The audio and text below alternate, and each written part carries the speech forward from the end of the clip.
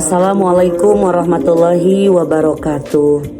Alhamdulillahirabbil alamin wa bihi nasta'inu ala umuri dunya waddin wa ala alihi wa sahbihi ajmain, amma ba'du. Pertama-tama marilah kita panjatkan puji syukur kehadirat Allah Subhanahu wa taala dan bersalawat kepada baginda Nabi Muhammad sallallahu alaihi wasallam. Teman-temanku dimanapun berada, alhamdulillah dalam kesempatan ini kami dari STIT Ajahra Tasikmalaya dari kelompok 1 akan mempresentasikan dokumentasi pengelolaan lab dan sistem manajemen mutu lab, yang mana kelompok 1 terdiri dari 2 anggota.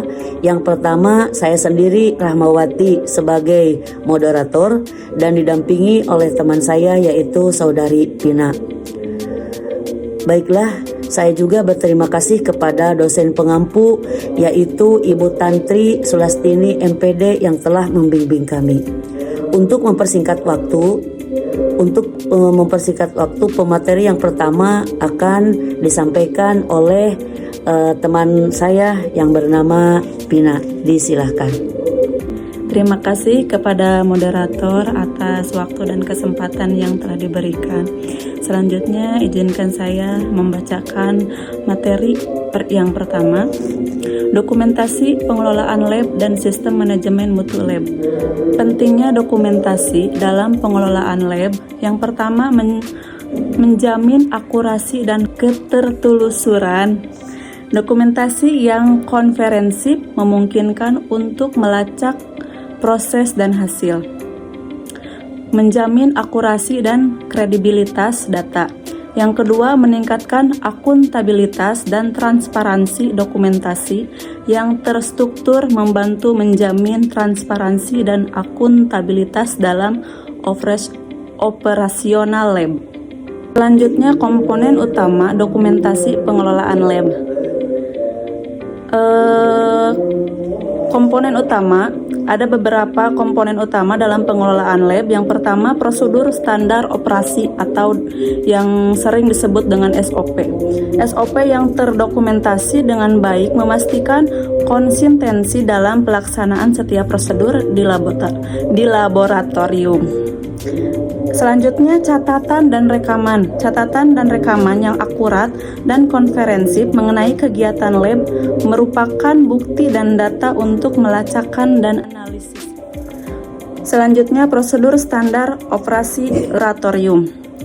Yang pertama, prosedur pengujian. SOP ini mencakup langkah-langkah yang terdefinisi untuk setiap pengujian yang dilakukan di laboratorium. Selanjutnya ada pengelolaan sampel.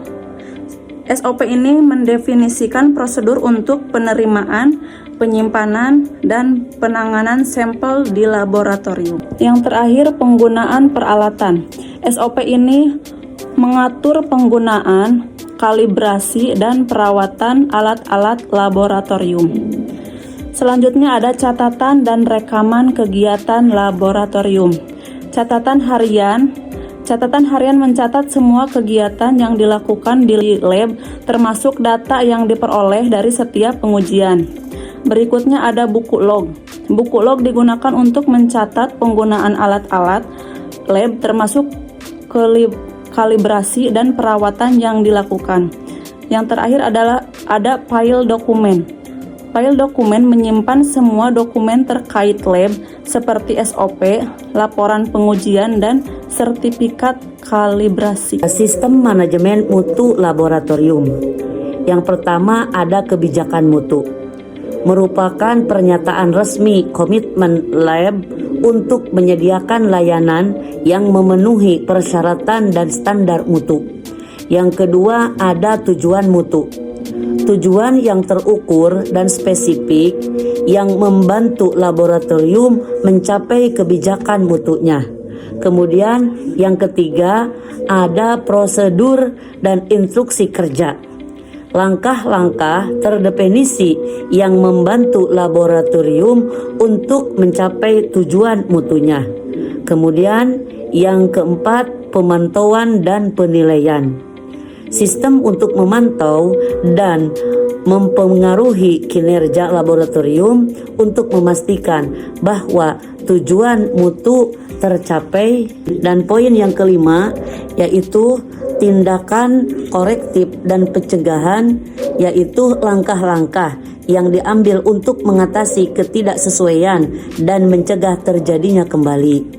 Kemudian ada peranan dokumentasi dalam jaminan mutu. Yang pertama ada kendala data. Dokumentasi yang akurat dan lengkap menjamin keandalan data yang dihasilkan laboratorium. Kemudian yang kedua ada peningkatan efisiensi. Dokumentasi membantu laboratorium untuk mengidentifikasi area yang perlu ditingkatkan dan untuk mengoptimalkan proses. Kemudian yang ketiga, kepatuhan terhadap standar. Dokumentasi menjamin bahwa laboratorium mematuhi standar dan regulasi yang berlaku.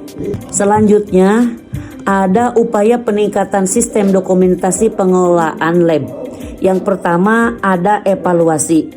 Lakukan evaluasi berkala terhadap sistem dokumentasi untuk mengidentifikasi area yang perlu ditingkatkan. Kemudian yang kedua ada pelatihan. Berikan pelatihan kepada staf laboratorium tentang pentingnya dokumentasi dan cara yang benar. Kemudian yang ketiga ada standarisasi. Terapkan standar dan format yang konsisten dalam dokumentasi untuk memastikan akurasi dan mudah diakses. Wassalamualaikum warahmatullahi wabarakatuh. Yeah, Bobby Valentino.